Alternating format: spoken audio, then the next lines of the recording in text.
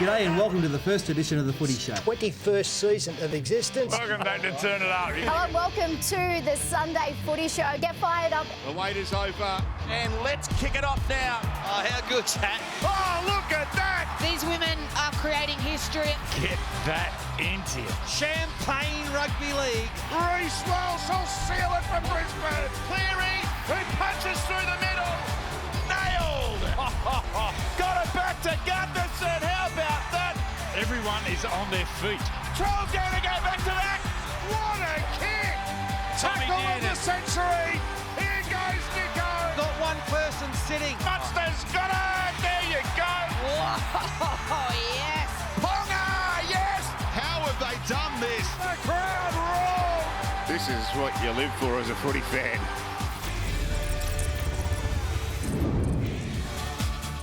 Yes, hello and welcome to the Sunday Footy Show and a big happy Easter to everyone watching at home. Hope the Easter Bunny was kind to you. You had plenty of chockies for breakfast and I hope you're ready for plenty of fun with the crew. Brad Fittler, Andrew Johns and Paul Gallen. Thanks for coming on, Gal. Morning, Em. Thanks, off the bench. Yeah, chockies this morning? I'm Or you're in flight camp slimming at the mode, moment, yeah. Slimming mode, trying to just watch what I eat a little bit. I don't watch what I eat, but I don't eat much lollies. Okay, there you go. What do you get down to? How much you lose? Look, I probably, most of my other fights probably go down about 100 kilos, 102, but yeah, probably be a little bit heavy for this one. It's obviously 2-minute rounds, not quite as hard, but yeah, probably 104, 105 type thing. Excited for the fight. It's a long way away, still many months away. No, A lot of training to go. It'll be here before we know it, but we're also very excited, of course, because Joey, turn it up. It keeps going from strength to strength. And today we have the highest profile guest that we have had, the Honourable Anthony Albanese. The PM is coming on. PM, so looking forward to this. Mad Bunnies fan, so it'll be a good chat. Yeah. A couple of footy questions, and Freddie's got some political questions. No, you don't. I can't help myself. Yeah, he's got You into your politics? You better believe it. Andrew Bolt, Well, you have... Cannabis Party. Let's not get in trouble. Good get from you, but almost a good get with Wayne. You almost got a selfie. Does it count as a selfie? Well, he was in the frame. Well, whether it's the Let's back of check it out. back You of his tried head your or the very, front of his very head, doesn't best. matter. He's in the selfie. So you never get handshakes, but you went for the selfie. And I hope we have evidence of what you got there. Ooh. You The two, side of the head. you two are cartoon characters. He's Honestly, unreal. you make a good cartoon. He's you two. unreal. So you're never going to get a handshake off him, are you? No, he knows the game's about entertainment. He's at a great stage. He handles everything. Doesn't he? Wayne, yeah, he's great. Great for the game. We love you, Wayne, and I tell you what, we love what is coming up on this show. So let's take a look. We're going to recap a massive Easter weekend of footy. How about that crowd for the Doggies and the Bunnies match? Women's Origin is just around the corner. Liv Koenig and Keely Joseph are in the house. Another edition of Turn It Up, and as we mentioned, the PM, Anthony Albanese, a massive Bunnies fan, is in the house. Hopefully plenty more of that. And Freddie's pass-off is back. We've got some special guests from the Blacktown Bears. But for now, we are going to recap the results so far from round 7, and we've seen some absolute cracking matches. The Panthers, they are back, baby. A massive win over the Roosters, 40-12 that one was. It was a dramatic finish, a golden point epic with the Warriors getting the job done. Luke Metcalf getting that penalty goal in extra time. The Dolphins, 3 in a row, a monumental upset over Premiership heavyweights, the Melbourne Storm. The Bulldogs flying high at the top of the ladder, and they are breaking all sorts of records. A big win on Good Friday, and the Dragons sneaking home against the Sea Eagles on Thursday night. So, Freddie, let's take a look at how the ladder stands so far. All right, the Bulldogs 4 clear at the top. You see the Roosters and the Panthers down the bottom now on 4 points. The Eels play on Monday. Then there's that bracket of teams on 6 points. 4 of those teams get a chance to actually move into the 8 if they have a win. They'll slide above the Cowboys. And then the Warriors, of course, are the other good movers. They've moved up to 10 points and coming third at the moment. The Raiders also have a chance to move in front of the Warriors with a win today as well. So a little bit of movement at the moment, which is nice. And those teams on 6 points, you don't want to get too far away from the top 8. So some crucial games left this weekend. Lots to look forward to. Time for our Sunday salutes. Joey, you can start first. Mine's the Dolphins halfback. I'm probably his biggest fan, Izzy Katoa. Now, this game, it was as close to a 10 out of 10 from a halfback than I've seen. He's just on top of his game. This here, that is as good as it gets. I was at home watching. I was actually out of my chair cheering. Still only 21. but knows his game. If I had to put it out of 10 for his potential at the moment and where he's going to get to, at the moment, he's probably a 6 out of 10. In 3 or 4 years' time, he's going to be a 10 out of 10 player. Look out then. He is just incredible. One of the best young halfbacks I've probably seen since Nathan Cleary came on the scene. It was interesting post-match how he said he's really trying to take a bit of Nathan's game, Jerome Hughes, DCE as well. So he seems to be a real student of the game. That's what all the halves do. They look at the players before them and they pick out their best qualities and try to shape that into their own. But he's an incredible talent. Yeah. Gal, Incredible. your My Sunday salute salute? goes to Sean Johnson and Luke Metcalf. Luke Metcalf kicked that winning goal from halfway last night after he'd kicked 1 from 5 throughout the entire match. So plenty of pressure on him, but he got him. He got it. Have a go at Sean Johnson here. Now, Sean Johnson, he didn't have his jumper off the entire game until that goal was about to be kicked. Now look at him. Now look at him. So I'm not sure whether how solid he is there, actually. He's... Been in the gym. Yeah, he's been in the gym. He's looking fit, Shawnee, but probably should have had his jumper off the entire game. But obviously very pumped there for the Warriors. It was Great win. freezing.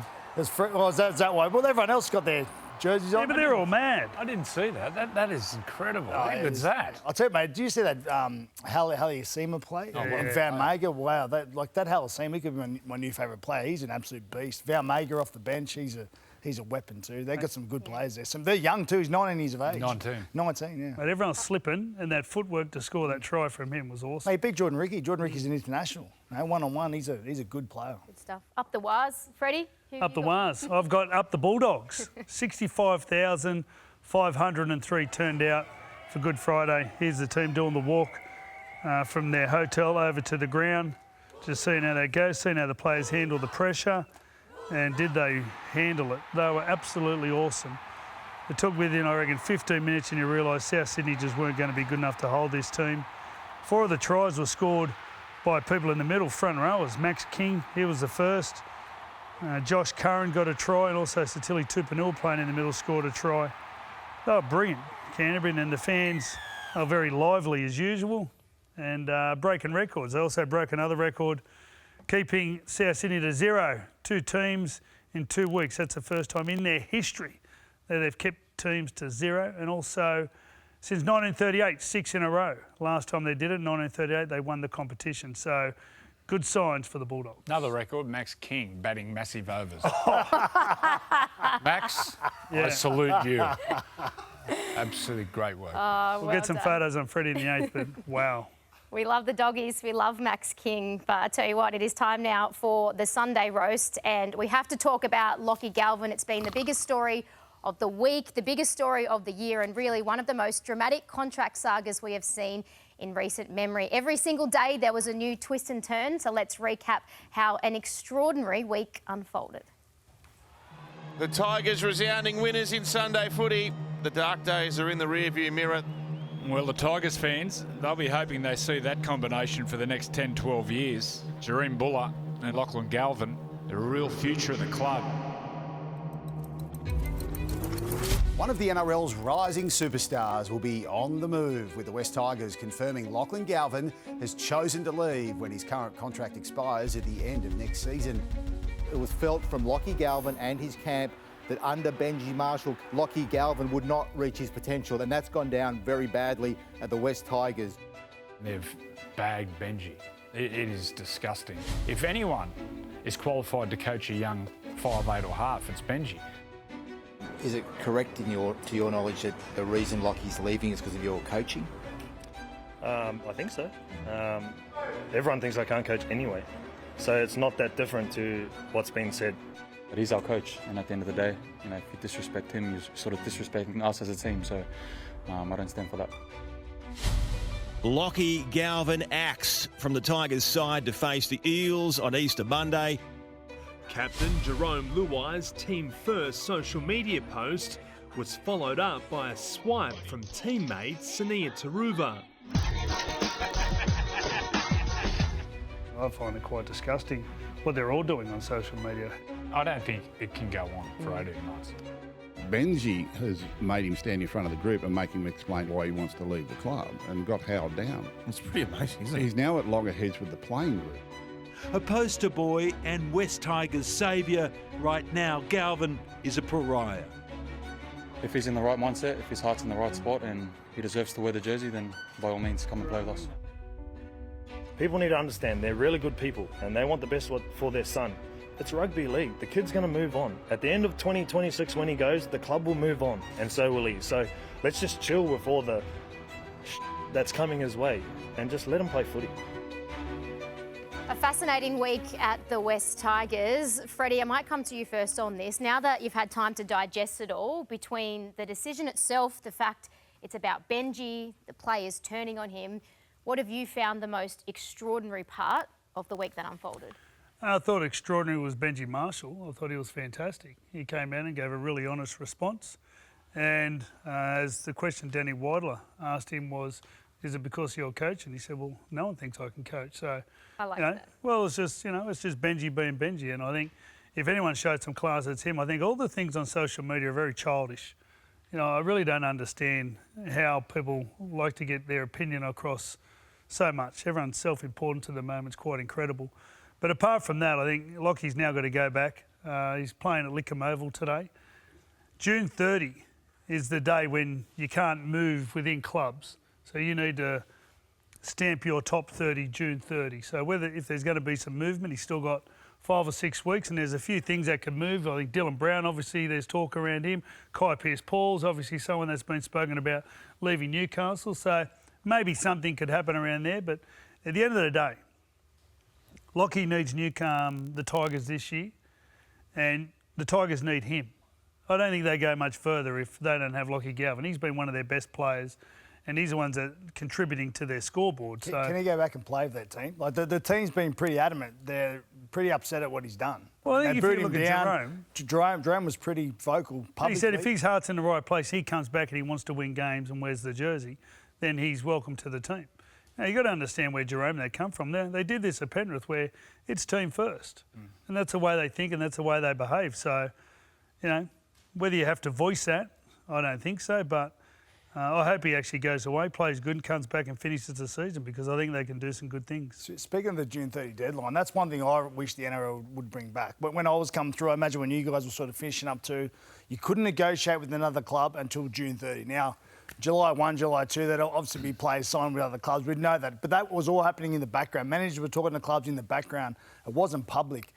Lachlan Galvin is now 18 months out of leaving the West Tigers, and the West Tigers fans have to support him. He has to be there, he has to put up with stuff like this. Now, at the moment, he's actually done nothing wrong technically, but the fact that the fans have to support him for the next 18 months, where he's going to go to another club where he clearly doesn't want to be the West Tigers, I wish the NRL would bring back the June 30 deadline. We talk about these trade windows at the end of the year. I think as a former player, players want to know what they're doing before, September, October, November. So I think bring back the June 30 deadline as soon as they can. So you're saying June instead of November? Yes, yeah. But June the year come off contract. So this would not be happening to Lachlan Galvin until June or July 2026.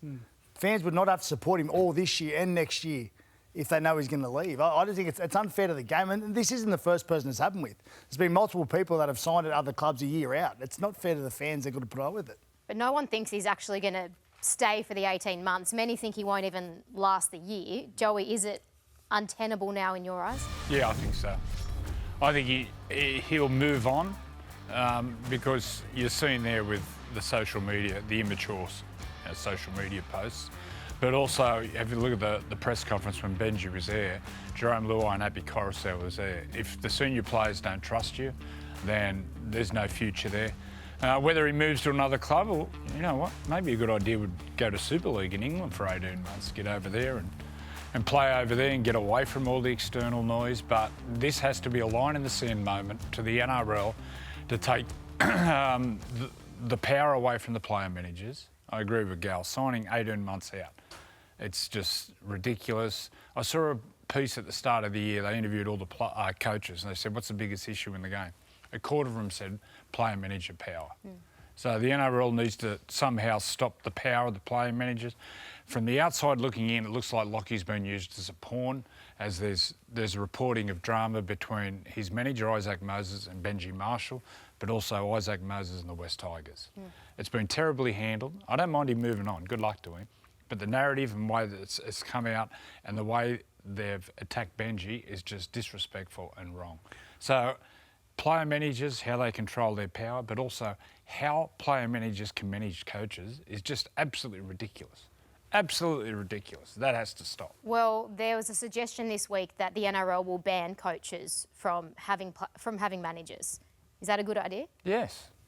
From having managers that manage players as well, or just they can't have managers. I don't really understand how it works, but by all accounts, the player managers gets the coaches, and then they manipulate the playing roster to get their people in there. And once they're in there, then they pretty much blackmail the club to who they buy and but who the system allows that right now. Well, we've got to stop the system. How much can the system change, though? Like, just say you say, righto, Joe, you're a manager, you can't do players and coaches. And all of a sudden, your mate, though, he does the coaches, you do the players. Like, seriously. Our group's only so big. But you see in the AFL, do we hear these dramas in the... I don't They have follow a the draft. AFL. Yeah, but they got the draft. They have a draft. The transfer window gets knocked on the head by the RLPA. RLPA, Nudo and the NRL get in a room and sort this absolute circus house. All year we've spoke about one, Dylan Brown, for a month. Then it was Daly Cherry Evans. And now it's Lachlan Galvin. Yeah. We're not talking about the... So far out from their contracts finishing. That's the fans. That's why the fans hate it. That's why the fans struggle with it. We're talking about blokes going to other clubs and they've got to support that player all year. I understand the fans' frustration. That's what I'm saying. Bring back that June 30 deadline so at least it's only the back end of the year you've got to support them. But look on the other side of it. More people are watching the game. More people are playing the game.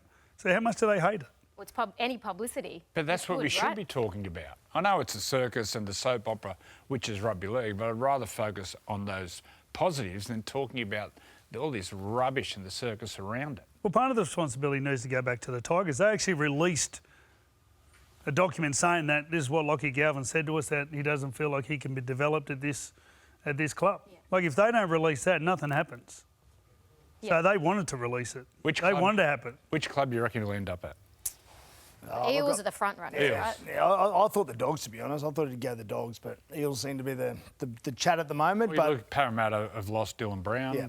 You know, he was on about... It's going to cost $1 million, like... Well, that's the thing. Why would he go to Canterbury now when Toby Sexton's killing it? He's been offered $1 million by the Tigers, right? But the thing, a player in that position, as good as he is, he's going to get $1 million at any club, if not more. So the money's not going to be an issue for him. I suppose the only thing he's going to miss out on is the Tigers are going to upgrade him this year, and next year he'll probably miss out on that. But he'll make that up in the long run anyway. Do we see a world where Michael Chammas has been over this story from the beginning? He suggested yesterday that there's a chance that Lockie could go to the Eels before June 30. Dylan goes to the Knights early, but then the Tigers have to get something. So they need a Knights player, and potentially, Joey, that could be Kai Pearce-Paul, who at the moment is on around $750.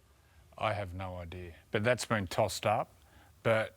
Does he want out? Honestly, they need a 5'8". If the Tigers lose Lachlan Galvin, they need a 5'8". So at the moment, they've moved Adam Dewey to 5'8". He's a better centre. And they just lose a 5'8". Well, there's no play. Latu Fainu, who's injured and has been injured most of the year. I just think his position at the West Tigers is going to be very hard. I know Luai said his heart's in the right place, but there's still the animosity there amongst them. The senior players don't trust you, though. Especially if you're winning. Rugby league forgives. Like everyone, we've all been in a situation where, players have done things that we haven't liked, and we've done things that other people haven't liked. So, very forgiving game, rugby league. You think he'll stay at the Tigers this year? I think this year. It'd be very hard to get that whole circus thing done, I feel, because they won't get a 5'8". They need a 5'8", not a back rower. Well, one thing is for sure, this will continue to dominate headlines for the next few weeks and the next few months. But stay with us, we have plenty more coming up on a jam-packed show. We're going to relive that epic Golden Point win from the Warriors. How good was that coach's box? And the Panthers, they have found their mojo. They are back. See you in a sec.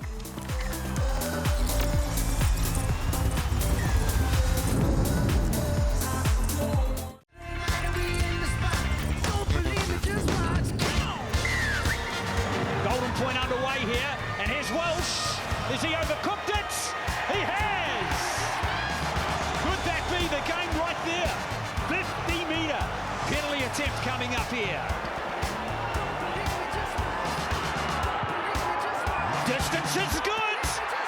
Direction is fantastic! crazy scenes over in New Zealand. You honestly could not have scripted what unfolded. Luke Metcalf slotting the winning penalty goal in extra time, but it could have been so different, Joey. He only kicked 1 of 5 goals that night. So what's his mindset at this stage? Because Andrew Webster said that he put his hand up and said, I'll take it. But when you've missed so many, He was horrible. do you have head noise that whole time thinking, oh my goodness, I'm going to lose them the match? There was one where he hits the post and you can see his face. It was just... But he stood up, the young man, with a game on the line. I got to say, he's growing as a player. Every time I see it, this one here, watch his face. Oh, mummy. You missed them all to the right. Oh, you didn't learn. Yeah, he's growing as a player. The thing He's about really growing. The thing about that one that he missed at the end, they were right on top of the Warriors. They led 18-6 at that point. Had he kicked, it would have been almost game over. But that just gave the Broncos a little bit of a sniff, and they forced an error off the very next kickoff. They kicked off, forced an error off one of the front rowers, then they scored off the back of it. Reece Walsh threw a beautiful cutout pass, and then it was game on. They come back, 8-all, and obviously Reece Walsh, that was into the wind. There was a howling wind the entire game. So he's obviously put a bit extra on and thinking, I've got to try and get it somewhere in the in goal. He's absolutely hit it flush and it's just gone dead. You felt sorry for him, but Metcalf, what a moment to kick 50-metre out, winning play. Well, he said he watched Sean Johnson do it. Yeah. And he said, I'd love a moment like that in my life. And he said the moment when the ball went dead, he said, all I could think about was that, just watching Sean Johnson. The Broncos, their first try, there was their blueprint. Attack out a dummy half. Geez, they're poor, the Broncos. When the games, geez, Ben Hunt had a night to forget too. But those real ugly games and the real high pressure, this year they just haven't performed. Canberra bustled them out of the game. Last week the Roosters bustled them out of the game. And this was another. It was an ugly night and they couldn't get over the line in that arm wrestle. Reece Walsh was injured, and definitely when they got up that Westpac red zone, that's probably the only thing he did all game. Beautiful cutout pass, but other than that, he really struggled with his knee. They did score a try right on half-time, the Broncos, which is disallowed. Now, I got to be honest, I thought it was a try. It should have been a try anyway, but obviously the referee ruled a forward pass pretty early on, which was, by the end of the match, pretty critical. But, yeah, I agree with you, Joe, in their attack. They're just lacking a little bit at the moment. They moved Selwyn Cobbo back to fullback at one stage. Reece Walsh, as we said, he was injured. So they've definitely got to improve in their attack. It just sums up the roller coaster of rugby league. Doesn't it? And you think, Hunt, as you said, he's a fantastic, very, very experienced, but he had some terrible moments last night. I think it changed when Ezra Mann gets back. I think he'll have some punch and a real run threat in the halves. Last night there was no run threat. He actually moved to hooker at one stage last night, Ben Hunt. There was a couple of sets there he actually moved into hooker. So that, as we said, with Ezra Mann coming back, that will probably be his position. But there's a couple of blokes who are just going to give up their spot. Corey Pakes, he's going really well. Good player. He's going very, very good for the Broncos. He's been outstanding. Originally, when the Broncos were flying, there was chat that, Ezra has to earn that spot back. But you think now that the attack's been a bit clunky, he just slots straight back in there? Well, they're very similar players in a way, Reynolds and Hunt. And you need a run threat. There's no real run threat at the moment. So I think he comes back into the team. He'll add a lot when Ezra's back. But there was a blueprint. Yeah. Wet conditions, you attack out a dummy half and you play through them. There was hardly any attack out a dummy half. Payne Haas gets the ball, there's no support. When Payne gets the ball, there's got to be waves of support. Someone hitting, someone coming late. He just bumps them off. The ball's there, there's no one there. All his offloads to all backwards. They're not the people running through space, they're just backwards. So it's another tackle, but it should be a line break. That's Reece's job.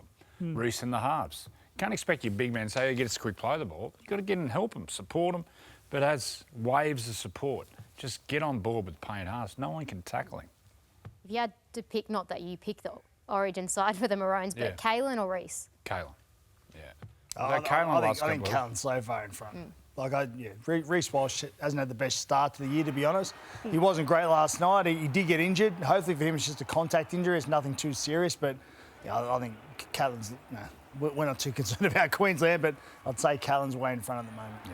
Well, the Broncos have a chance to bounce back in Thursday night footy next week. This will be an absolute cracker up against the undefeated and top of the table Bulldogs. That is on 7:30 p.m, live and free on 9 and 9 Now next Thursday.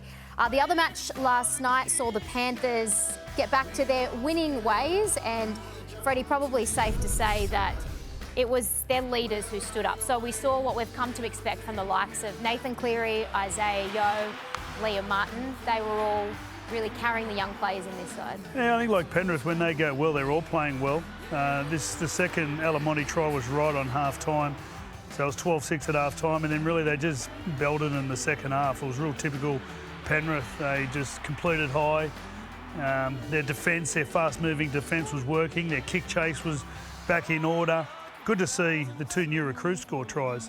Papali'i and also Blaise Talangi. What a great scrum tab that was. I've seen that in a grand final in 2016. Yeah. Mitch Kenny was a big in, Freddie. He's a good player. He's good, isn't he, Mitch Oh, Kenny? He's such an unsung hero of that side for many, many years. He's outstanding. But I listened to this game on radio. I was on the way home, and it seemed to me Penrith were just happy to play their old style game where they played the long game. They're happy to just complete. That's exactly what they've done for years. In the past few weeks, they've lost. The basic fundamental errors they've made are just very un-Penrith-like, and they got that out of their game last night and obviously got the win. I'm talking just errors, drop balls from halfbacks, drop balls in the play, the ball, forwards dropping the ball. They just never make their mistakes, but they obviously cleaned that up last night and had a good win. Pressure. Field position and scoreboard pressure, and they just waited for the opposition to buckle. It's been the same formula we've seen for the last 5-6 years, and they found their rhythm. I still don't know whether they'll make the 8. Considering Origin period, they're going to miss 4 or 5 of their best players. They'll need to bank some points before Origin. Nathan Cleary also became the highest point scorer for the Panthers of all time, overtaking Ryan Girdler. You said over the last few weeks, Joey, he needs to dumb it down a bit and bring it back down for his teammates. Did you like what you saw last night from Cleary? There was one piece of play. This is it here, where he kicks early and he leads the chase.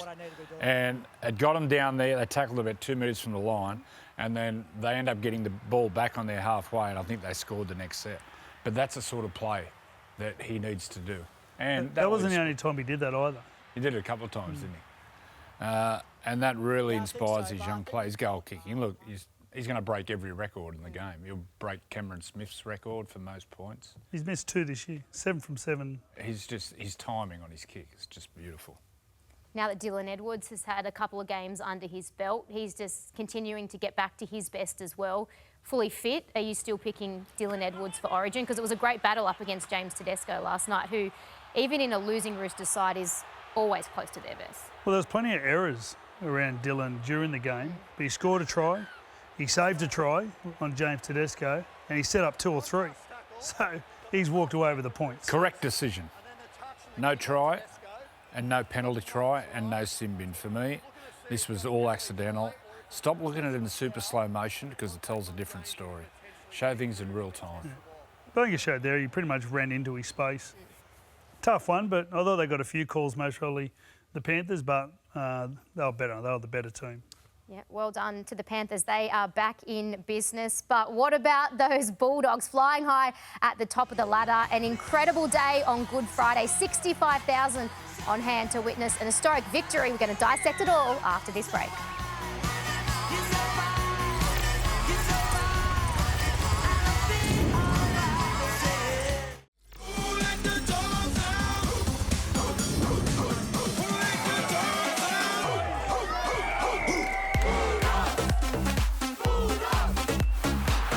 Start a season 6-0 for the first time in 87 years. Curran with the footwork, he's over the try line. Josh Curran in that central channel for King, and the Dogs feel like they're having a party already. She's got support inside. They'll stroll over. Tupouniua. They keep the opposition to nil in back-to-back games for the first time in their history. Oh yes, it was a day to remember for so many reasons on Good Friday. A massive win for the Bulldogs, but it all started even before the match. Freddie, you and I were out the front in the precinct, and the team did the walk from the hotel across then to the Centre of Excellence and underneath, which is something that Stephen Crichton, I believe, took from Origin camp. Yeah, we did it during Origin. We actually first did it at the MCG because I realised the bus trip was 25 minutes and the walk was 5. So it just made sense. But It was like a grand final atmosphere. It was a shame not many South fans turned up because it would have got to 80,000. There was no South fans there. It was all Bulldogs fans, and I've got to say, the footy team just backed it right up. They were incredible. What about someone like Toby Sexton, Joey? So there was a bit of a knock on him earlier that at the start of the season that perhaps he wasn't a premiership winning half, but Gus over and over has backed him, so has Cameron Ciraldo. And in a team of, let's just say, not many superstars, but everyone's doing their job, including their half. Well, that shows there he's a run threat. If he sees space, he likes to run the ball. He knows his game. When he was at the Titans, I'd see flashes of it, but there was no consistency. I even watch him, even the way he carries himself and the way he's out in the field, you can see he's so much more confident. His kicking game is first class. He defends strong. So good to see how well he's playing. They're such a good team. Like, I think you asked me the other day, Joey, can they win the comp? And I said, look, at the moment, it'd be hard to say no, they can't. But I mean, I look at the start of the year, and I think you look at Toby Sexton, Connor Tracy, and I just think you look at teams that won the premiership. The Panthers last 4 years, they got 5 or 6 rep players in their side. Superstars. When you look at this dog side, they don't really have a lot of them, but what they do is they play like a team. They've got a team of absolute workers who work so hard for 80 minutes. Now, we spoke earlier, Joe. Can they keep it up for 26 rounds? It's going to be a big effort because they work harder than any team I've seen for a while. They work so well as a team together. They hunt from the inside defensively. It takes a lot of fitness, so they're obviously a very, very fit side, but can they keep this physicality up for 26 rounds? That's going to be the test for them. But they're a fantastic side of the mate. They're going so good. But when you all work harder, it becomes easy. If you have a look at the club, their 2 women's teams are sitting in the top 2 in both their age groups. The game before this, their reserve grade, they won by 50. They've just got their club humming at the moment. It's obviously, they've got off the field working very well, and then on the field, it's doing exactly the same. They're breaking records galore, like holding teams to 0. I think they're down to 9 points a game, or 8 or 9 points a game now. So the last 6 of the last 8 premierships have been decided by the best defence. Have a look at the way they defend their line. There was a period there towards the end where they were down to 12 players, and they just defended their line. The last 10 minutes of the game. It was just inspiring. Well, looking forward to this Thursday's game against the Broncos. I mean, when you have a look at the teams they've played the Sharks in there. I think they're a genuine top 8 side. I'm not too many sure how many of the genuine top 8 sides there's been, but we all considered the Broncos at the start of this year to be a premiership threat. Well, it's going to be a good test for both sides this week on Thursday night. It's going to be a fantastic game if the Broncos turn up and play to their potential. The other thing they've shown is actually it's a great thing to do on a Sunday or for entertainment. 65,000 people. It was a great day. Cheaper prices for seats. Yeah, Gus gave out some $10 tickets. I was just having a look who else they got. They've got the Roosters coming up in a couple of weeks. They've got the Dolphins. They've got the Broncos. They've got the Dragons. They've also got the Eels on a Monday game. So there's a couple of big days where, they can really set a standard for the league and supporter groups to get out and support your team because, Dad said, the Dogs were unbeatable. 15 minutes into that game, they just weren't getting beat. And I've got to say, the crowd had a lot to do with it. Harry Grant out for 4 to 6 weeks. Reid Marnie flying at the moment. Cameron Munster said yesterday that Marnie's ready for an Origin debut. Yeah, 100%. Put him Very fit, defends strong. Yeah, he's ready-made for Origin. Geez, that's a bad miss for Harry Grant for Queensland and also Melbourne. But no, if he gets his opportunity, he wouldn't let anyone down for sure. They've got Ben Hunt, obviously, he's the other one. He can play hooker for them. Well, Ben Hunt plays, he complements it, plays half and off the bench mainly. So, hopefully, he'd love to. Obviously, I don't know him too well at all, but he'd love to play Origin. He's a fantastic player. He's a competitor, which when you play Origin is what you've got to be. He's got that mongrel, right? Like, you just can't, something you can't teach. You've either got it or you don't. Yeah. Well, the other one is Kurt Mann. Yeah. So, Kurt Mann, coming off the bench at the moment, he's played hooker before, played a lot of hooker. So, whether you play them both, showing what they do for the Dogs at the moment. A lot of that energy through the middle. They've got 5 or 6 players. If they play at Origin, you wouldn't be surprised. Preston, their back row, King, Curran. Overs. Like they're overs. Like they got some players that if they were to be picked in Origin, I wouldn't be surprised at all. They are going so well. At the start of the year, I wouldn't have considered them. They wouldn't have been even considered. But they're going so good at the moment. You've got to consider them. Reid Marnie's on 100% Footy tomorrow night as well. He is the special guest. But it is time now to say a very good morning to Joel Kane from Sportsbet.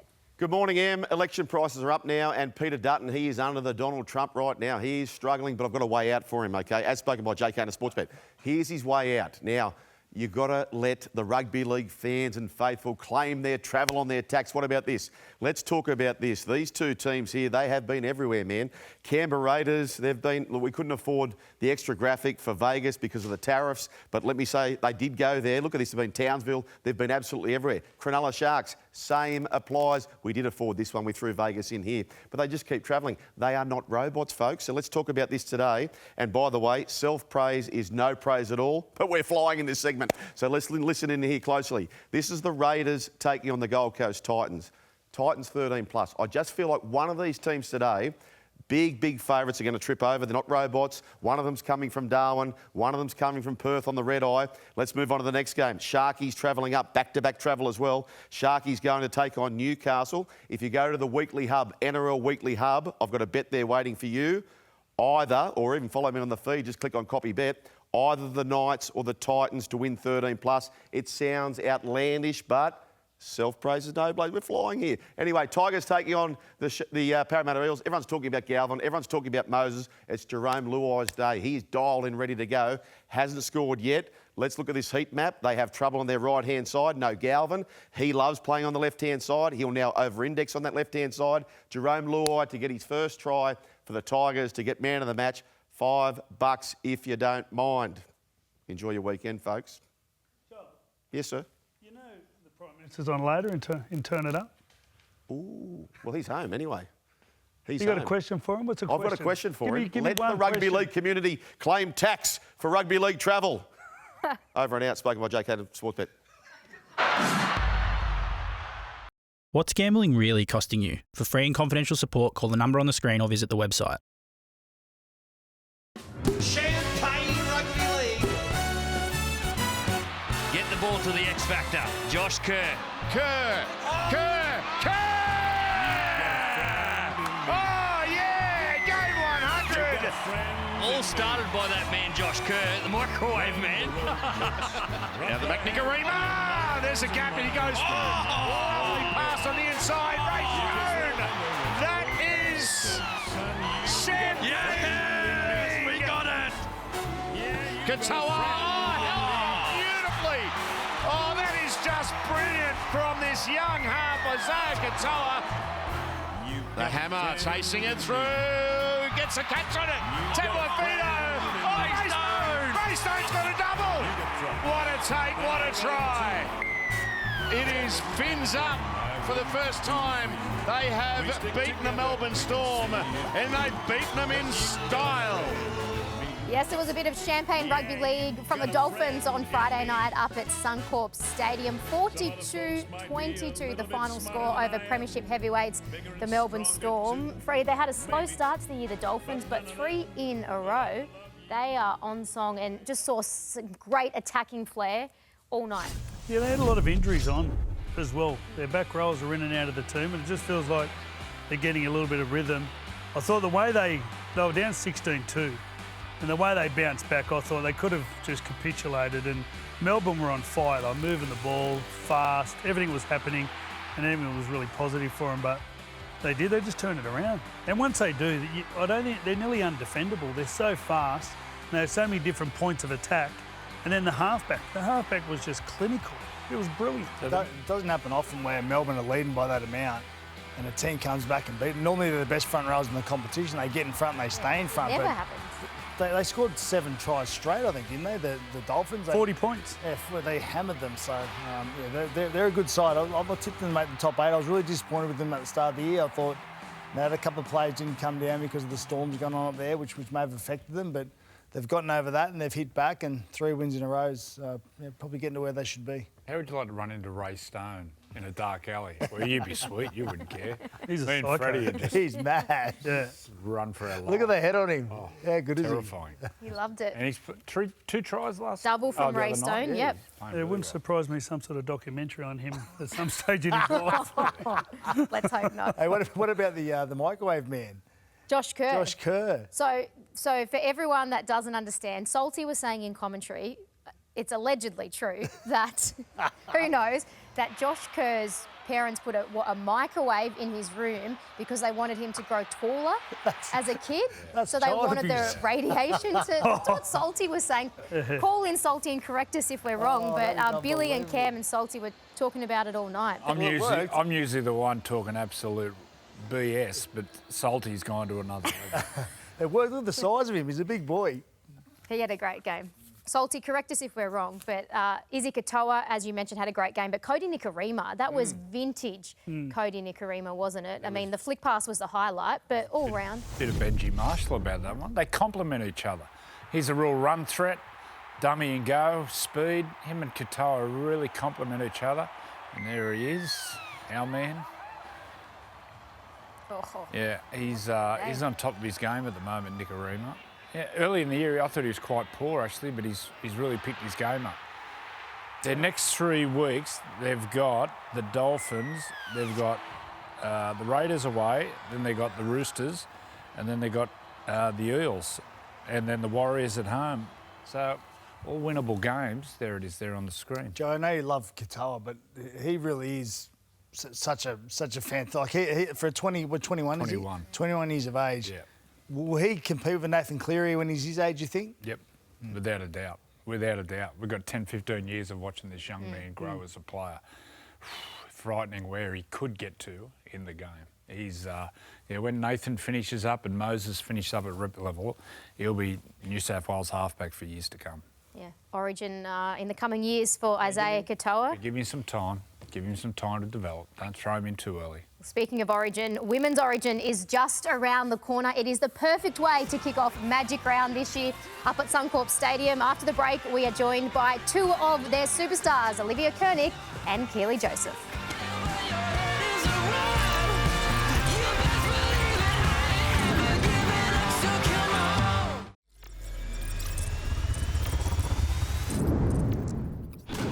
The growth of Women's Rugby League has been phenomenal.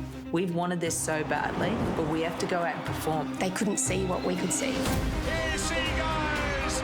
It gives me this rush of adrenaline. It's a feeling that I live for. Next time I'm down there, I'm kicking it. What a kick! It seriously lived up to the hype. Over 1 million people watched that game. Wrestling hose the last 3 hours. Now I've got to wrestle these girls. I love the chaos of my life. I just felt like I had nothing else in a way. I have so much fun. Women's Rugby League, it is pure footy. They're entertainment. This means a lot to so many people. Give me no excuse but to pick you. Our mindset's not making tackles, it's winning. It feels like a dream. This is rugby league. This is what it can do. It's something that's just in your skin. No one can ever take it away from us.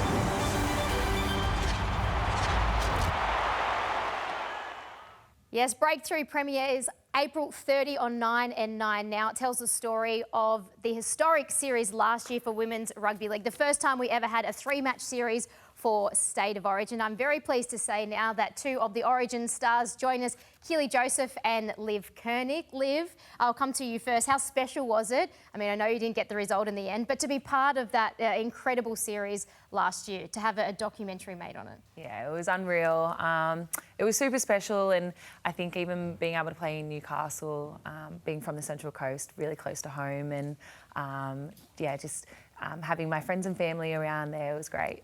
The one thing that was really noticeable was from 2 years ago, the first game wasn't a great game, the one at Combank Stadium, but last year the first game was a great game. Have you had a similar preparation to last year? Like, how long have you been together with other Origin players, both of you? Yeah, well, it's definitely hard to prepare for the biggest game in our calendar, considering we don't play footy for roughly 6 months beforehand. So to try and mimic game scenarios is really difficult. This year we've had really great preparation.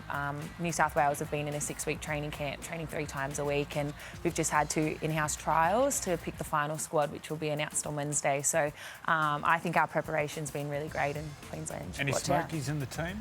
Well, you'll have to find out on Wednesday. Oh, very good. Kelly, what about you? What are the Queensland girls doing? Ours is a bit different. We've been trying to do what they're doing, but we've been getting together every weekend, trying to get together playing games against each other, which is really good. And I think coming into Origin this coming week will be really good. Tell us about training. How much more professional? It seems like the game.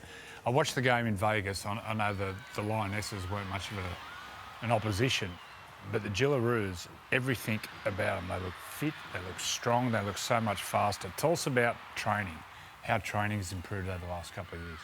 I think England did underestimate us a little bit, it's fair to say. I think just our game quality has gotten so much further over the last few years, even just adding extra rounds in NRLW, expanding it into a 3-game series makes even a bigger difference. I think everyone's just dialing in, and within the gym and outside, on and off the field as well, our training's just gone to another level. You also have a women's magic round for the first time this year as well. That's going to be up at Newcastle, so I'm sure you're looking forward to that. But has there been, Keely, chat about that amongst the girls? Is that something that everyone's looking forward to as the women's game continues to grow? Yeah, obviously we got a job to do first. We're talking about Origin, and that's our main priority. But yeah, having that come in this year is really exciting, and we can't wait for it. Before the game in Origin, do past players come in and speak about how much we hate the opposition? I don't honestly can't really remember. You should get in there, Joey. Why don't you come into Blues camp now? You know, we got Rui in there as our assistant coach, and she's actually going to be our blue shirt this year. So she's always good with a few encouraging words. So really excited to see her out there this year. Now, with all this popularity also comes attention. You're at the subject of a bit of attention last year. How'd you find that? I just focus on myself and my footy, and I do what I love to do. So I don't really pay much attention to it. Didn't stress you at all? Obviously, I was, a little bit stressed, and with everything going on in the back end of the year, and it's a bit upsetting, not making Gillaroos. But I got to do things that I wasn't able to do. I got to go to New Zealand and play in the Maltese tournament over there. So that's something I never thought I'd be able to do because it always clashed with Pac Champs. So I was really happy I got to do that one. And a Dally M for you as well. That was incredibly special. Keely, for you, how did you find the year and the transition heading back to the Broncos? Yeah, it was really good. Obviously, coming off the back of our win for Origin last year, it was really just another way to get it in there. It was really good to come back into pre-season with the girls and just get around. We started a bit rough last year, but we got into a good rhythm and won 7 straight, but then obviously lost it in the semis. But yeah, it was a really good season. What do you expect from the new teams? I noticed the Bulldogs team with their 2 junior women's teams are both sitting in the top 1 and 2. Do you expect them to be formidable? Yeah, 100%. I think they've got a really good juniors pathways at the moment, and if going off anything in our previous seasons, we do carry a lot of injuries with the short pre-season, so being able to have those juniors ready to go is really important. So I think, definitely big things from the Bulldogs. How's Tamika Upton going? Yeah, she's good. Can't wait to play with her again. She's such a freak, and I'm excited to see what she brings this year. Are you upset, Joey, that you lost her? Yep, of course I am. Should have played a whole career at Newcastle anyway. Just another one we've lost along the way. Absolute superstar of the women's game. Cheers, Freddie. You've both been busy as well off the field. Liv, you've got a podcast with our very own Millie Elliott, and Keely Davis is on it as well, the Upfront podcast. How does that go? Who's got the best banter? Look, Keely's great for content, but Millie does run the show. She was sick the other week, so the podcast couldn't go ahead because she's the one, steering it. Do you talk about shoes? Oh, don't. They're ripping.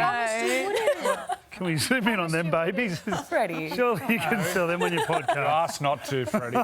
Freddie, that's bullying. Bullying? You wear them on telly, you need to.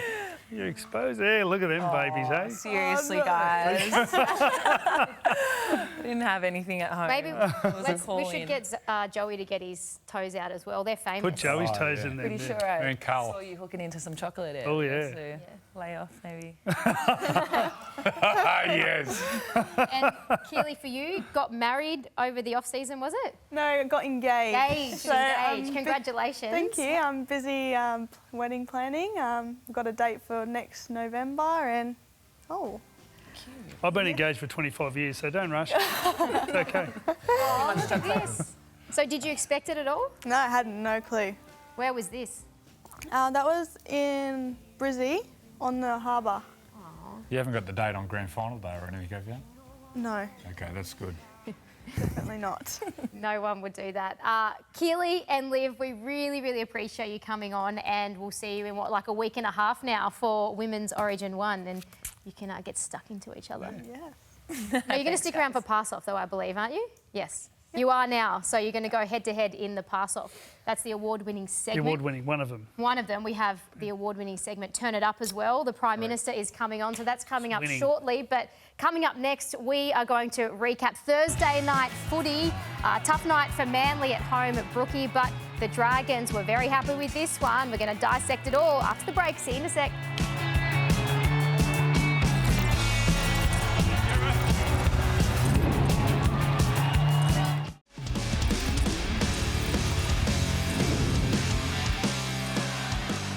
What a match it was on Thursday night from Dragons winger Tyrell Sloan. He finished with a double. How good is he in full flights? And the Dragons got home in the end, 20-18 over Manly at Four Pines Park. They were absolutely loving it, Shane Flanagan's men, but that is now 3 losses on the trot for Manly.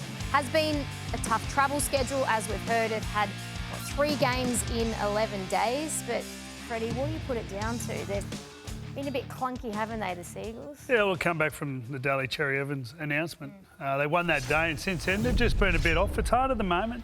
You're a little bit off, you're going to get beat. Travel, you can throw it all in, but there's no excuses. Everyone goes through these periods of the season. And I've got to say, the Dragons were great. I don't know how they weren't in front by more. Manly to be able to hold on like they did. They got back into the game. Ruben Garrick actually had a kick from the sideline to tie it up, but just missed it. But watching him run, Val Holmes is the other one, watching him run as well. They should have sound effects people around them. There's some blokes when in the clear. How good that the Hammer's another one. There's some blokes who look so good when in the clear. But I think Freddie summed it up really well. Manly side is a little bit off at the moment, and if you're a little bit off in this competition, you're going to get beat because anyone can beat anyone. And I do think the 5-day turnaround comeback from Perth wouldn't have been easy, but you know, they're professional these days. That's just the way it is. No Paseka, no Josh Aloiai, and Jakey Trbojevic went off after 7 minutes. So didn't have much go forward, but very clunky in attack. They were poor, Manly. The one thing that was good, though, they changed on the run. Leoi Hopewadi was working with Olakau'atu. He wasn't having his best day, plenty of errors around him.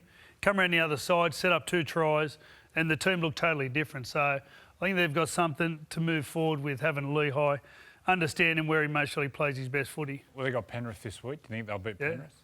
Well, I think they're a chance. Look at the comp, but Penrith at the moment, what they did in that second half, I feel like they're going to be a different team for the next month.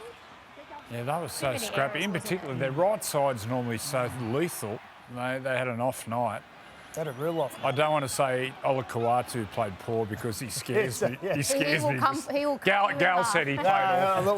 Look, he's an outstanding player, but he had a night to forget, that's for sure. But he's a quality player. He'll be back, that's for. But look, DC on that side threw some passes that weren't great either. So the whole side didn't play well. Very clunky in attack, as it was said, but. Look, they're still good players. They've got to get Turbo back. Without him, they said Turbo back this week. Might be this week. Come back this week, eh? Well, you got the bye the following week. Why would you risk Turbo? Yeah. May as well hold him off. Anyway, time will tell. But Joey, I hope you're ready. It's time for the award-winning segment. Turn it up. I'm ready. Yeah.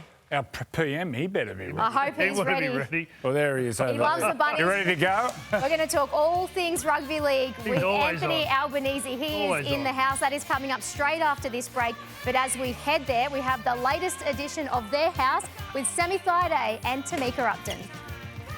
As Women's State of Origin nears, I've been getting to know some of its superstars in their natural habitat before they hit the big lights of Suncorp Stadium in Brisbane.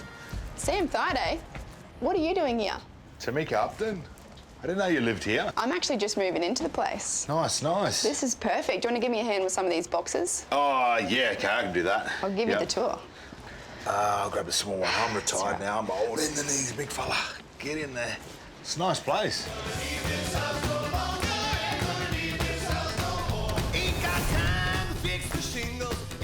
Moving sucks. But what's it like moving back to Queensland? It's been unreal. Moving back to Queensland, been nice and close to family. I got my sister around the corner and living with one of my best mates. What was it like lacing these footy boots up last year for the State of Origin at Suncorp Stadium?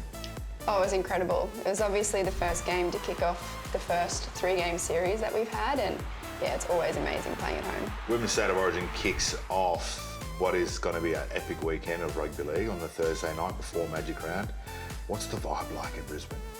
Oh, it's incredible. You see people around Caxton Street. It was really cool, the reception we got actually heading to the game last year. There was lots of people on the street cheering us on, so I love footy, so the whole Magic Round experience is amazing, so to kick it off is incredible. Yeah, come on Queenslanders, get behind us. Now, really love what you've done to the place. You mind showing me around? Yeah, I've actually been working on something. Have ya? Come check it out. Through this way. Wow. This is it, Sammy. Oh, wow. Ben, good to see you again. G'day, Tamika. G'day, Ben. Sam, nice to meet you. G'day, Sam. What have you got for us? We've got a couple of beers for you guys today. We've got the grapefruit IPA, the pickle beer, or the blueberry raspberry sour.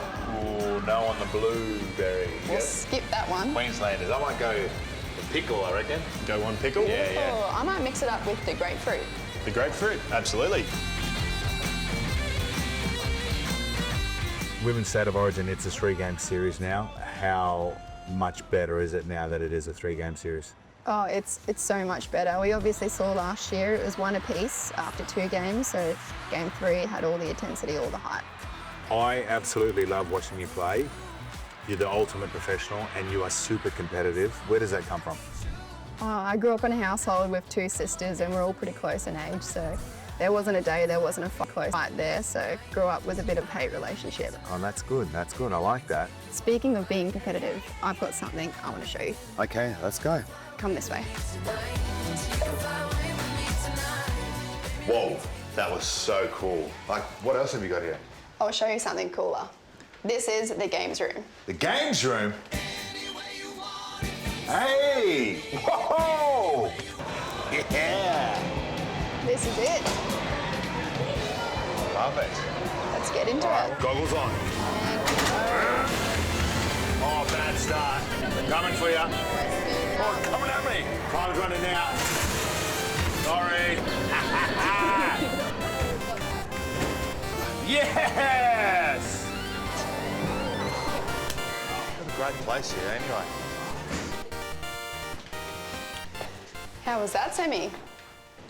That was incredible. Can't believe you have all that in this beautiful little spot here. Thanks for visiting. No, that's all right. I'm off to Suncorp Stadium. I'll see you there. Oh, you might have to leave these ones. Oh, I thought... You might not be fast enough to wear these ones. Okay, sweet. Good luck. State of Origin coming up, Suncorp Stadium. Can't wait. Thank you. See you Good there. luck.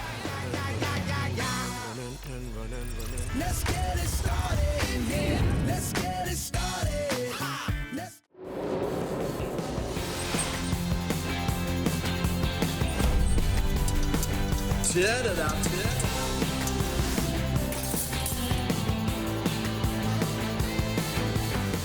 Hello, welcome to Turn It Up. We're seeing the prowess, sporting prowess of some of our former PMs and good catch. Oh, there we go.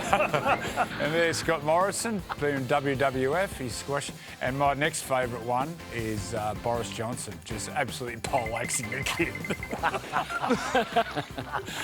Oh, sport and politics, it just doesn't mix. But we've got a special guest, our PM, Anthony Albanese. Thank you so much for coming. Good to see you, mate. Rugby league. Now, you played a little bit as when you were young. Tell us about your sporting prowess. I did. Well, I wasn't good enough to make it to your blokes level, so I stopped at about under 16s. But I loved it. I played for my local school, little St Joseph's Camperdown. We wore a black jersey with a white single V, little red bunny on the there we are, on the heart. There we go. How there we cool. go. What position? That was at Moore Park. Well, then, mate, you just wandered around in under 6s and 7s. But I played around the scrum base. Yeah. Usually I was a skinny kid, so I played halfback, 5'8", sometimes slotted in at lock. I was a goal kicker, but when people started to get bigger and I didn't, it was time to concentrate on tennis. And you're a mad Bunnies fan, South Sydney fan, lifelong. Why the Bunnies? What made you follow the Bunnies? Came out of the womb with a red and green eye. My family were always South Sydney supporters, and it was a great time to be a kid, a junior, meeting the heroes, Johnny Sattler and Lurch, O'Neill and the full bit. I grew up in Camperdown, which was in the Housing Commission area in the South Sydney Council and City Council area, and I loved it. What about when South were kicked out of the comp? Well, I was on the board in the 90s, and they were pretty tough board meetings, I've got to say, at that time. At one stage, we had one employee. We were down to Nan, who was the woman who answered the calls, and we're all chipping in to keep her salary going. And we helped organise those fantastic marches to Sydney Town Hall. Isn't that an iconic shot? And it was just absolutely wonderful, the demos, and it was just a part of who we were, and we fought our way back into the comp. I stayed on the board until about 2003-04, and then we had the change when Russell and Peter Holmes of Court came in. That was so good, wasn't it? I supported the change. I had lunch with them and I said, why can't you just sponsor the team? Why do you have to own a portion of it? And they said, well, their CEO tells us he spends 90% of his time on board matters rather than on the footy team. And I was like, yeah, that'd be right. You're right. Let's go. Wow. And so we had the big meeting, 3,500 people at Acourse Stadium there. And the vote went through, and we won the comp in 2014. And it was fantastic because I got to take my son, and we had Ray Martin and Nick Pappas and Andrew Denton and all the people who'd been a part of that struggle to get us back in the comp. We all brought our families there, and I got to take my son to see South win the comp, just as my mum took me in 1971. 71, there's a yarn there, isn't there? To see South beat St George, and we were on the hill, and those were the days when everyone walked in with an esky. I think it was a limit of either 1 or 2 cases each. And so by the time 3 o'clock came, there was a lot of exuberance on the hill, and I couldn't see as a little kid. So these blokes in front of us said, oh, we'll help this young kid there with his mum. Put me on their shoulders every time South did something good. I got chucked around the hill. And my mum used to say it was great that she saw South win the comp, except that she didn't see any of the game because she was worried I was going to land on my head.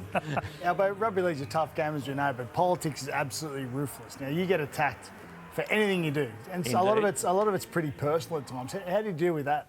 Oh, you just have to wash it through. If you worry about it, you wouldn't get out of bed in the morning, I think. It is difficult, and for people who don't know you. I think one of the things about social media, don't want to get political here, but we're taking action about young people and social media because people will say things anonymously that they'd never say to your face. And so it's just something, don't read the comments. Yeah. Now, mate, what happens this election coming up? What happens if you and Duddo up there are neck and neck? Mano y mano, who wins? Man on man, who wins? Fist and dust. Oh, mate, I'm fighting for Australians, not fighting with them. So, good call. So that's my objective. Something big's happening in the NRL. A couple of years, the PNG franchise comes in. You were right behind this. Tell us why you're right behind it. It's the best example of soft diplomacy that probably Australia's ever done. Well, explain what soft diplomacy is to people at home. What it is just engaging with our friends in Papua New Guinea. Papua New Guinea next year will celebrate 50 years of independence. Before then, they were part of Australia, and they defended us in World War II. We're great friends. Last year, I walked the Kokoda track, a great honour of my life to do that, paying tribute to the veterans who helped defend our country with the support of the people of Papua New Guinea. They love their footy. They are so passionate about it. Every year we have the PM's 13 games. And so there's such an opportunity. When you think about Samoa and Tonga and how successful they've been, there's a lot more people in PNG than the rest of the Pacific combined. Is about 50% of the population is there in Papua New Guinea. Every one of them love their footy. And it's a great way of engaging, lifting them up with economic development as well. People will go and visit PNG for the games. Making the kids go to school through Exactly. Rugby League. That's going to be one of the conditions. It's how you give them that leg up, and they're going to have to do that. So it gives them something to aspire to as well. And so it's very important. It has strong support of James Marape, the Prime Minister. But the NRL have been fantastic, I've got to say, and all the clubs. They know how important this is. It'll make a difference to people's lives, not just men, but women as well. And they'll produce some pretty handy teams, I predict, over the years. And it also expands to the Pacific. It's not just to PNG. They're going to engage as well with Samoa and Tonga, Fiji, and the NRL have done a great job in recent years. I think it's fantastic that people are playing for their country of heritage now. We're actually having real rugby league tests, and that's a great thing. I know you're busy on the campaign trail at the moment, but rugby league at the moment, are you loving it? What you're seeing? I know the Bunnies didn't win this week, but the game itself's in a pretty good place. A bit rough for Easter to see the Bunnies going down like that, isn't it? But yeah, I'm loving rugby league. It's faster than it's ever been, and the quality of the footy is exceptional. And it's good to see some teams that have been doing it tough are doing it a lot better. And hopefully, South will finish strong. Talking about watching footy, you've got to confront all sorts of issues, and one of them is anti-siphoning, keeping games like rugby league on free-to-air TV. What's your view on that? Well, on my watch, it'll be on free TV forever. I think it's really important that everyone has access to it, and that's why we've made sure that that's happened. Peter V'landys, as a sporting administrator, where do you rate him? Oh, top shelf. Great to deal with, straight down the line, was very supportive of the PNG change, and he's very passionate about his support for rugby league. For him, it's a vocation, not a job, and that's a great thing. What about expansion? Perth, the Bears coming back? I support expansion. I've got to say, as someone who represents Newtown, it'd be a good thing to see the Jets. They're going real well this year in the New South Wales Cup yet again. But I think it'd be fantastic to have a team based in Perth. It would make it truly a national sport. Yeah, that's a good There's shot. a lot of support out there. We just had you walking outside with a Newtown jersey on. Well, you had mate. Look, there we go. Look, a little bit rough there, PM. that was the morning after the last election, and so it's a bit rough when they get you in your jammies. Well, you look pretty fit. There was most of a time when you wouldn't associate politicians and being fit, but watching you on the trail at the moment, how do you look after yourself, and could you do it and not be healthy? Being careful about what you eat, not eating too many hot cross buns, but I might have one for Easter. But yeah, no, I play tennis, I walk, and I just try to keep fit because it helps. Early nights, not too much booze, always helps. But if you feel healthy, it's easier in your mind as well as your body. What about some of the leaders in politics, some overseas especially? There's one in particular at the moment in the States, Donald Trump. How do you go dealing with Donald Trump, and what position do you reckon he'd play in rugby league? Oh, how's he to deal with? I'm not sure he's the lead guy. Look, we've had a couple of phone conversations and they've been good. I deal with people. I start with people on 100% and then work my way back. Now, that can be disappointing sometimes, but I'm an optimist. What do you mean by that? What do you do? That I start off with someone, when I meet someone, I think absolutely the best of them, I trust them. I got asked the other night, do I trust him? I have no reason not to. So I think that's the way that you build relations. I've managed to build pretty strong relations with world leaders in our region and in the UK with President Biden. I knew pretty well. And I look forward to meeting President Trump after the election if I'm successful. Is he strategic or is he random?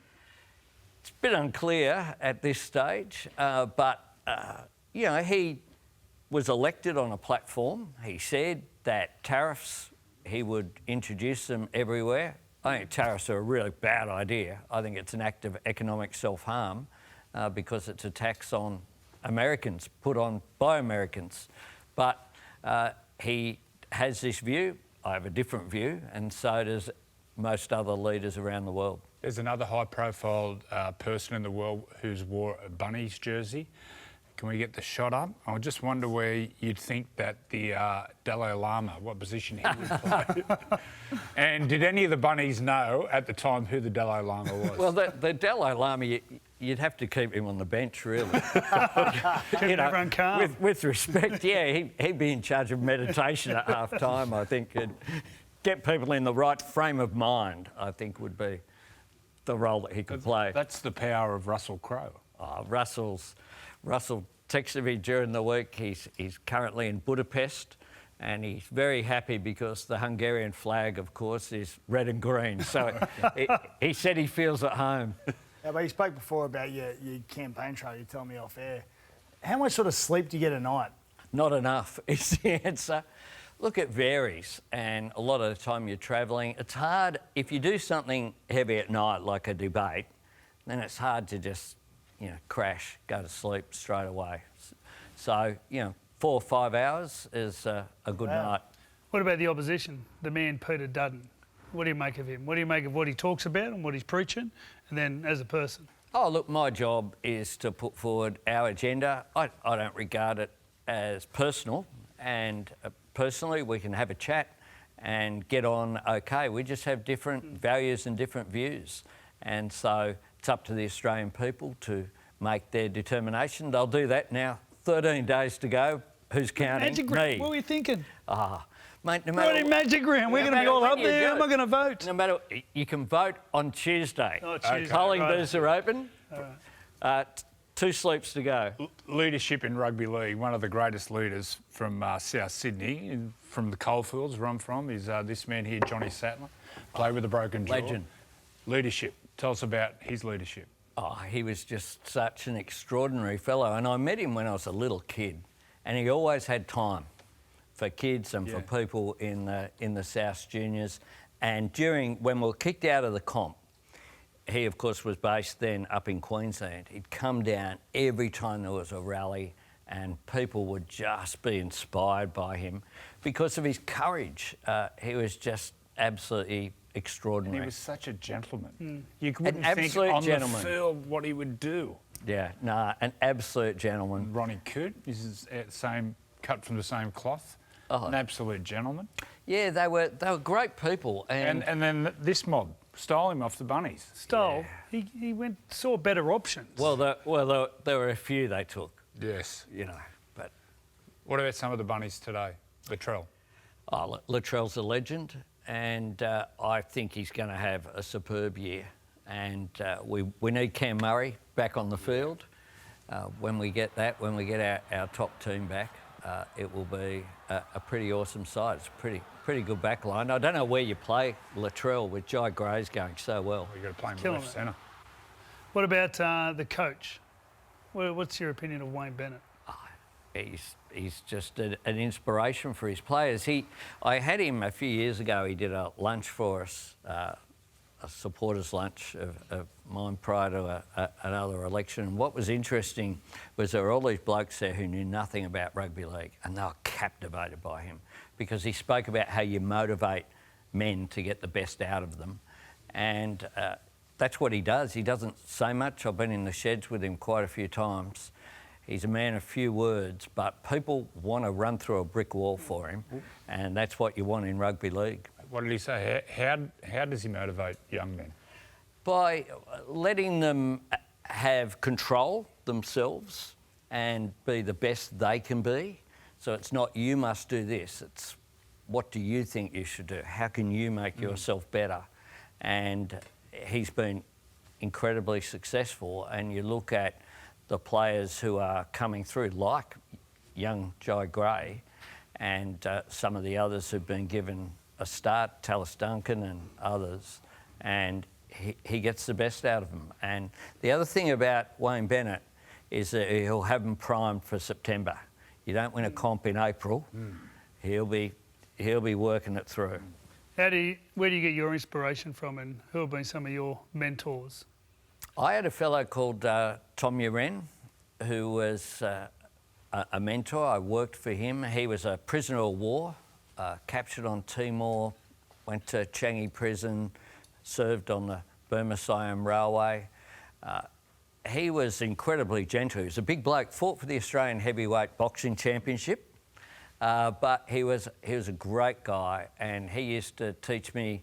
He had two themes. One was you got to learn something new every day, and you've got to grow as a person every day, and that's pretty good. Well, thanks for coming on. Turn it up. Thanks Wasn't so much. too hard getting grilled. It's not like Q&A or Andrew Bolt. Much more fun, mate. And I think we've got some clips of you playing rugby league. Oh. So I think you're going on the pass-off. And stick with us. Yeah. Here we go. You're going to go on. There we go, the bomb. On Freddie's Why do pass. Prime Ministers get involved in sport? Whenever they show it on TV, nothing good comes from it. No children were Score hurt that try. in this. That's the try. It won it, wasn't it? Yeah, that was the winning try. I played with Pat Conroy last year. What a great moment. There you go, very humble about scoring the try there. And against Queensland. Well done. Go and sledge the Queenslanders along the line. So stay with us after the break. We've got Freddie's pass-off. We've got the PM doing the pass-off.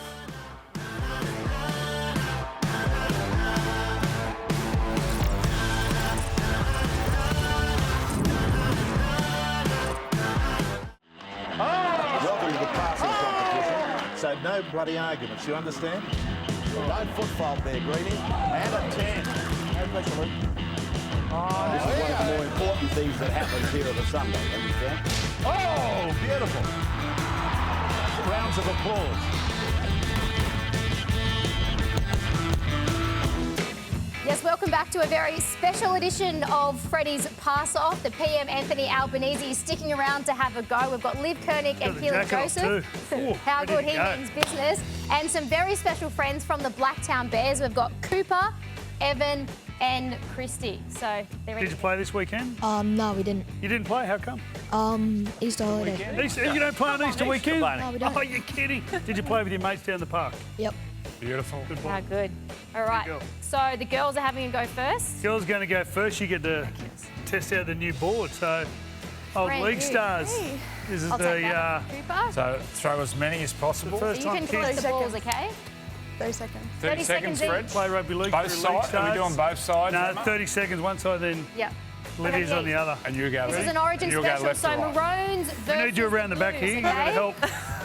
Oh, there's a lot of people here, mind you. A lot of security. This is for all Can we the have some- Queenslanders at home, Keely. We need a couple just to come up and help. They're Come my on. security, Freddie. No Going pressure, outside. Kaylee. You're in the back. We ready? Ready? Three. Set, go. Go. Go. Not bad start. That's a Come on, 5. You've got to Keely. throw more, Curly. Not bad, You've John. got to throw more. Yeah, there we go. Got the range. Oh, yeah, there's a 7. Yep. Come on, Keely. Yep. You've got to throw more. You got to Yes. Oh, that's more take like no it. elbow. You've got to Yeah, throw she's on plenty, now. mate. Oh, Yes, three it's in a straight in a row. row. There's a 3. She's on. How long we got, Emma? 10 seconds, 10 seconds to Keely. go. 10 seconds to go. Billy. Come on, Origin's Need some around the balls back, corner. Yep. 3. Elbow security wouldn't come and help. There's 10 of you standing there. Go, Olivia, you got to go. Freddie, No behind you. Go. Get those balls. Oh. Go, Liv. This is for the Blues. Liv Koenig for the Blues, Yep. a Dally M medalist, everyone. Get some balls. Come on, do it for New South Wales. Good boy.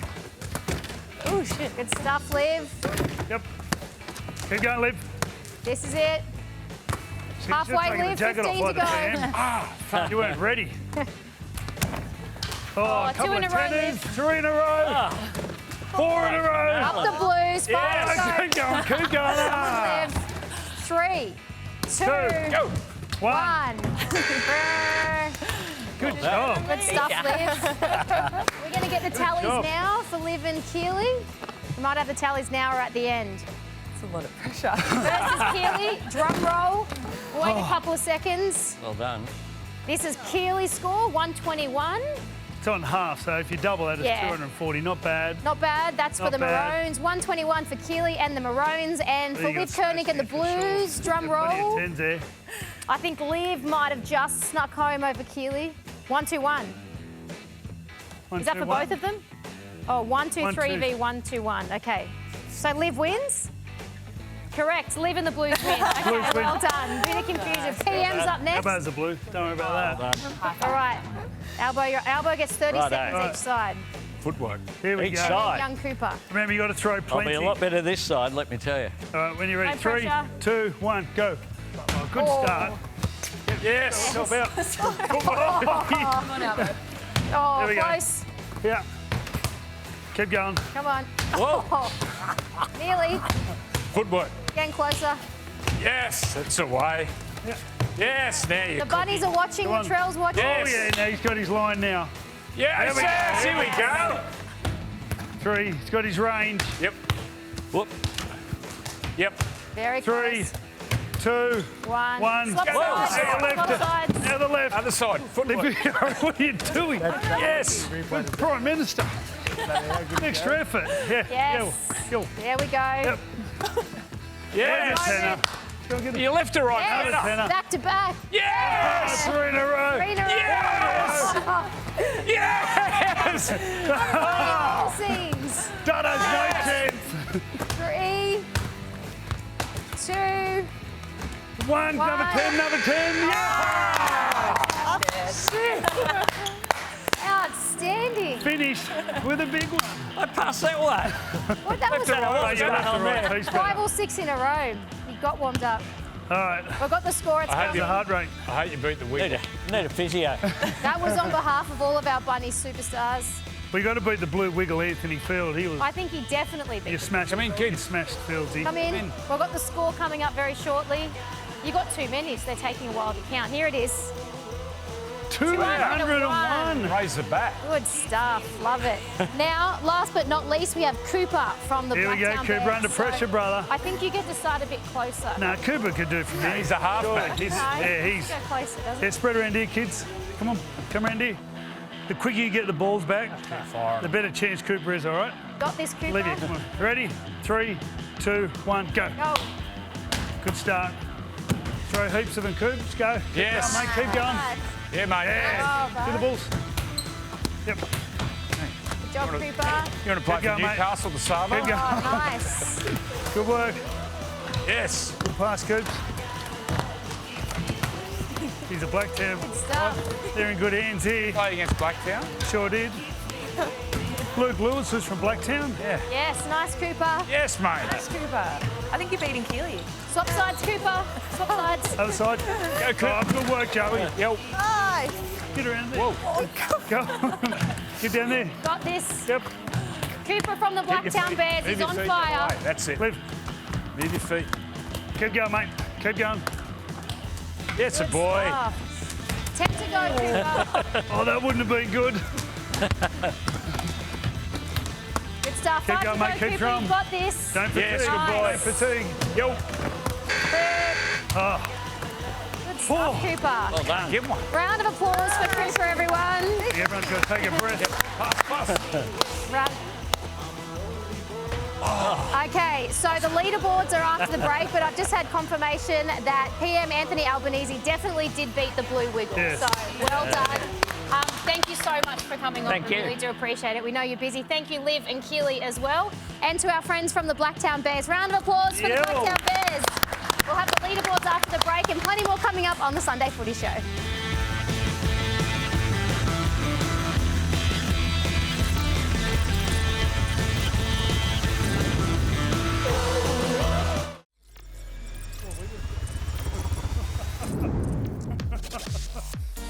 Calling all future broadcasters, our brand new Sunday Footy Sidekick competition could have your child hosting their own segment, interviewing players, chatting to the experts, even calling in the commentary box. Simply scan the QR code on your screen, upload a video, and tell us in 25 words or less why your child is perfect for the job. Can't wait to meet our Sunday sidekick for this afternoon because we are heading to McDonald Jones Stadium. It is the Knights taking on the Sharks, all live and free from 3 p.m. here on 9 and 9 Now. Gal, tell me, why can your Sharkies get the job done today? Oh, look, I think they're a good side. I think the Knights have a couple out. They haven't been playing too well lately, so I think the Sharkies get up there. They've had a bit of trouble to do the Sharks the first 6-7 rounds. They've been to Vegas, to Canberra, North Queensland, Perth last week, obviously up to Newcastle today. So they've had a fair bit of trouble, but I think their win last week will hold them in good stead for today's game, and they get the job done. We just saw a clip there of Bradman Best. He got one of the biggest strike centres in the game. I just love to see him get some ball. Hashtag get the ball to Bradman. Kalen hopefully explodes today. But as you said, Gal, they've got a few key players in the forwards out. I just think their bench, Their bench, they don't look like they've got much coming on. Tyson Gamble at halfback. Yeah, He's I think another it's the combination. 10th combination in the half since round one last year. Oh, I thought you were going to say this year. They're very settled, the Sharks, aren't they? They've been settled for. They've been settled for years. They've been settled for a couple of years. I think time spent playing together in these competitions is important, and they've got that. They've added Fanil Blake this year, who we all know is probably one of the premier front rows in the competition. So they've got a good opportunity this year to do something, the Sharks. Once again, big crowd up there. Got aim up. They need to perform. Got aim They need to score tries. Who are you tipping? Sharks. Yep.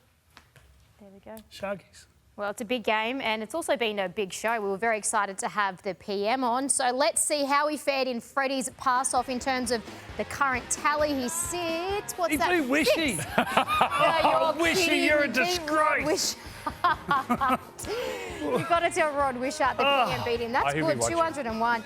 Hasem still there up front, Ronaldo Mulatalo. That's not bad at all. And then our friends from the Blacktown Bears currently sitting in third place. Cooper was an absolute star, but the Narrabeen Sharkies are still there at the top. So another award-winning segment for Freddie's pass-off. Plenty more coming up on the Sunday Footy Show. We'll see you in a sec.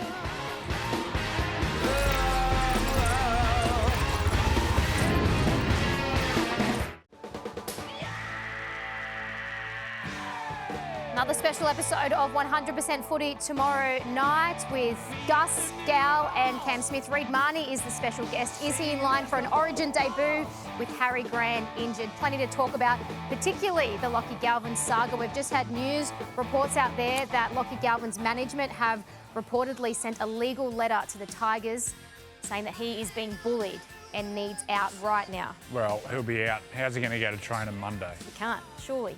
Well, it'll be up to the Tigers. Hey, that's the thing. He's still got a contract. There's still got a contract there. So maybe if he just quits and doesn't want to play anymore, but then he can't play for 2 years. They could hold him to that contract for the next 2 seasons. He might be in Jersey Fleet for 18 months. It's a circus, that is for sure. That will dominate headlines for weeks to come. We hope you enjoyed the footy this afternoon, and we'll see you next week.